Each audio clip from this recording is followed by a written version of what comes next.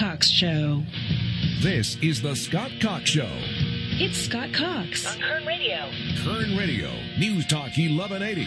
Bakersfield's right choice for live and local talk. Sound off now at 842-KERN or toll free at 800-640-KERN. Scott Cox. Now, it's Scott Cox on Kern Radio.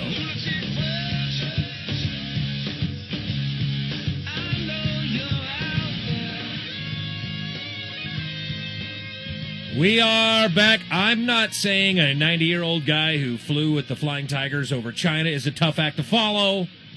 But then again, I shouldn't have to say that either. But if anybody can get it done, Terry Phillips is here. He's running for Congress.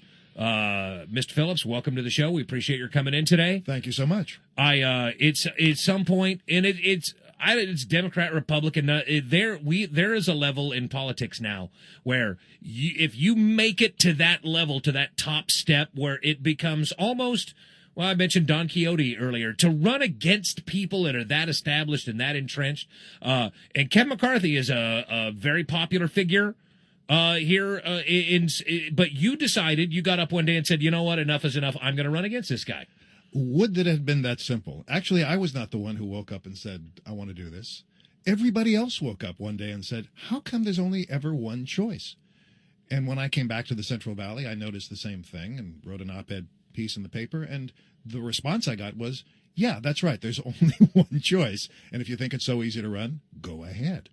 And what is that? What has it been like? Do you have any sense since you started this whole process that you're making headway, or that you're learning more about the system? Or because let's face it, this is a really big target you've chosen, and especially maybe you should try city council or work your way up to this. But no, you're going straight for the straight for KMAC seat.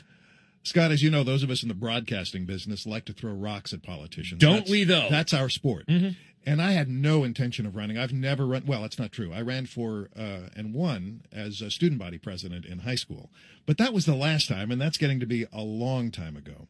So now I'm going against type. I'm doing something that journalists never, ever, ever, ever do, which is to become the story.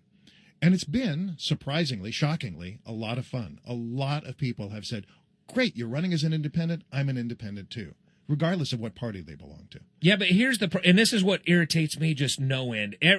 I don't know what happened to the Republican Party. It kind of got taken over by knuckleheads for a long time, and I've been a independent conservative for like 5 or 6 years or something like that, mostly to cut down on junk mail. But nowadays, honestly, I wish that libertarian candidates and independent candidates and all that stuff were taken seriously by huge numbers of people, because this two-party system we've got it doesn't work at all. The power is all stacked up on both sides right now, and I really do. I think we're going to get to a point when people are going to say, enough is enough, that we're not getting anything done. This Congress has done nothing. They named a lot of post offices and kept the other party from doing anything, which they consider a success. And the Republicans said that, well, our job is to make sure Obama's a one-term president. And if that's what you think your job is, you shouldn't have the job. Because the American people, there's a lot of stuff we need to get done, and nobody cares about that because it's all politics. So, is that where the turnaround's coming? Is there going to be a point where the little guy with a little I next to his name is going to be on equal footing with the D's and the R's? Keep in mind, about half the people in this country consider themselves independent, whether they belong to one party or the other. And in California, 20% of us constitute the fastest growing segment of the voting population. More people registered without party affiliation in this district in the last 6 months than all the other parties combined. We are the new political force in America. We just haven't quite yet been elected to enough seats for the media to catch up with us and recognize. Right. And you know what's going to, the other thing that's going to really work out is all the Tea Party people eventually are going to become really burn out on the Republican Party not doing what they want them to do. Sure. And they're going to take a look at independents instead. But will it ever be enough to really change the tide? I mean, do you realize? I mean, Kevin McCarthy is a very popular, very well funded. He's got his hair's way better than your hair. That's true. That's a lot. But I'm on the radio, so it doesn't much matter. Right well, yeah, now. But at some point you're gonna have to. And he's just that hair. Is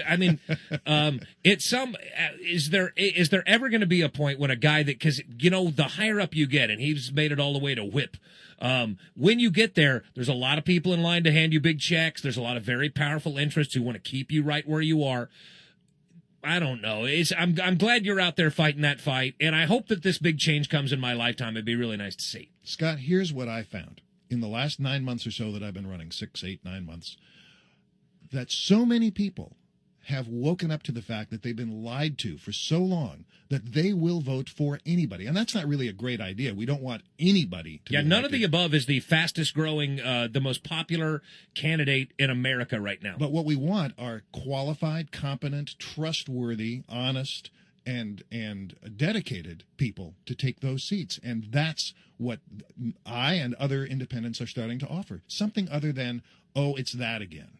Okay, well, here's the dumb part. Because honestly, when you look at Mr. McCarthy's voting record and all that, what part of that are you running against? It's such a long list. And I guess I should begin with the most important thing, because it's what everybody cares about. Our economy's in a mess. And Mr. McCarthy has done nothing in the last 6 years that he's been in Congress. He's done nothing to make things better. If anything, he's made things worse. That by itself should disqualify him to be reelected. But we can go down the list and talk about his vote on health care rather than making things better. And you and I, I'm sure, agree that the Affordable Care Act was a terrible, lousy, awful compromise. I'm glad that people with pre-existing conditions are no longer excluded from getting health care. Yeah, I am too. I like that part. And there have been a few other benefits. But, gee, what a terrible way to get there at what a horrible cost. It needs to be fixed. Yeah, it's clearly there was close. a better way to get that Absolutely. part done. But Mr. McCarthy's response is, let's get rid of it. Let's go back. Let's go back to before we started negotiating and start all over again. That's also his approach to water. That's his approach to high-speed rail. All of the things that people have been fighting over for the last, 20 years anyway. He just wants to put aside and say, well, let's start from ground zero. I forgot you're a Central Valley guy. You know this whole, you've been around the block in this water thing. Yeah. And Fresno, where I was born, is ground zero. For and water. I will hold that. Fresno sucks. I'm going to hold that against you for sure. You can't say that because it'll get out in the media. I had my turn at Fresno, and I'm glad to be a Bakersfield boy now. Believe me. Well, here's what people, and I already know that it's a generic rubber stamp response to all of this, but you've heard this before. When you got a Democrat president, and in the state of California and the water stuff, and all the liberals that run the state, and Jerry Brown and all that, who's not going to be at the convention, by the way. I thought that was Is a that bit right? weird. I didn't know that. Yeah, he said something about a death in the family or something, but I just don't think he wants the bad ink right now. But how do regular Republicans, how are you going to turn the tide on this water deal? How do you do with the Obama people, knowing full well if McCarthy and Cantor and Ryan and those guys sit down and craft the best budget ever, knowing it's never going to see the light of day?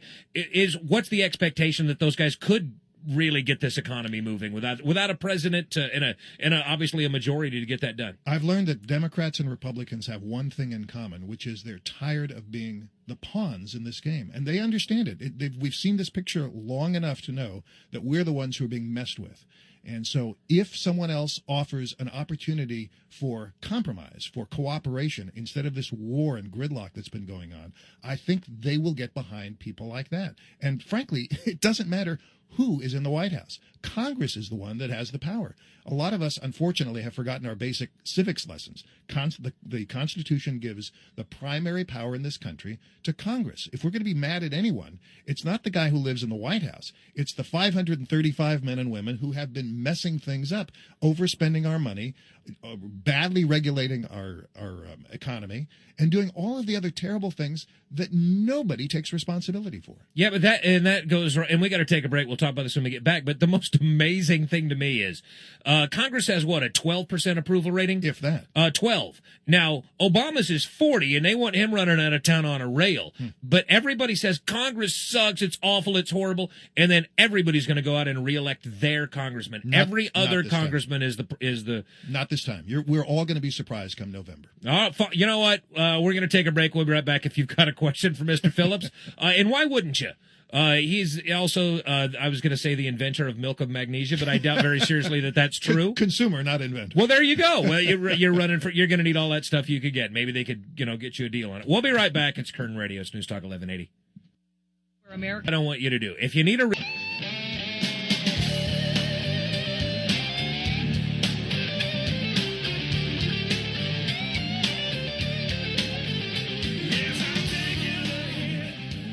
Joe's coming back to town, and that's all I can tell you, because that's all he told. Yeah. Oh, and I've been authorized to tell you guys this as well. First of all, Merle Haggard on the 19th is going to be in Visalia. You should go. It's a piece of history. But apparently Chuck Berry called Merle and invited him to the Rock and Roll Hall of Fame. He wanted him to do it. They're doing like a tribute to Chuck Berry, and so Merle and Binion are headed back there, I think, on the 28th of October, and they're going to do Memphis and Maybelline. So there you go, straight from Merle and straight from our friend Ray McDonald. Terry Phillips is here, running for Congress, and again, some of the international experience. I had no idea you were in the telecommunications world and all that, and that really is, if you want to boil the world economy down to a microcosm, telecommunications. If you want to see who's growing and who's investing and who's doing stuff, follow those ones and zeros around the globe. And there's something I'd like to see a lot more of in our district. I don't understand why we can't be Silicon Valley South. We've got plenty of brain power here, lots of space, a lot of people anxious to work. We just need a little bit of help to get the engine started again or restarted again. Oil and ag has been good for us. These are not the industries of the 22nd century. It's funny, everybody's in our generation talked about the coming 21st century. There are kids being born who are going to see the 22nd century. Wow. I didn't want to think about that. I just, seriously, look, when you're driving up the 5, let's say you're going up to the Bay Area and that, you see like that whole town that Oracle built. Yeah. And you could, and I realize that the weather is really nice there, but I also know what real estate costs are in the area. Mm-hmm. You could take that whole thing, and had you built it here instead of there, probably I don't think half the price is probably a reasonable estimate. And why not? Because you're importing all your workers from around the country and around the globe anyway. Why isn't Kern County more of a target for those kind of people? There's something else that I've been spending a lot of time with, which is talking to people about the need to buy American. It was a slogan once before. Today, it's a matter of survival. It's expensive to buy things that are made in this country. But if we don't do that, there's not going to be much of an economy left. Every time we buy an imported good, that's one less American job, one less person who's putting money back into the economy, one more person we are helping to support. It's a disaster. We've got to take the effort now to make the sacrifices now in little ways so that we don't lose the whole works. Right now, okay, what do you do? Let's say I make sporks or whatever, or mouses for computers or whatever. And I used to make them in America, and costs got too great because you're paying people all this stuff. Some guy comes knocking on my door, says I can build these in Beijing for cents, pennies on the dollar. So I've done what everybody's done in America, and I exported all those jobs overseas and all those plants. Man, get in your car and drive along. Down south in the southern states where all those factories used to be, they're all boarded up and rusted out now. How do you get those jobs back? You don't even have to go that far. Just look down. Look at your feet and see where your shoes were made. Brazil. There are shoes. What are the odds of that? There are still shoes that are made in this country. I'll just mention one brand, SAS. They're still made in the United States. New Balance still, their very highest end shoes are still made in Bridgeport, Connecticut. We can do this. We have to make the effort to do it. But how do you get the people making the cheap stuff back, though? If Nike pays 60 cents to have a $300 pair of shoes made in Singapore, and they do, that's a pretty hard sell to get them back here, and all the costs go into that stuff. And Americans hate to hear this, but it's our own fault because we always buy the cheapest thing. Absolutely. If nobody would go into a Walmart, which is the 8th largest trading partner for China in the world, England is 7th. Walmart is 8th. Think about that.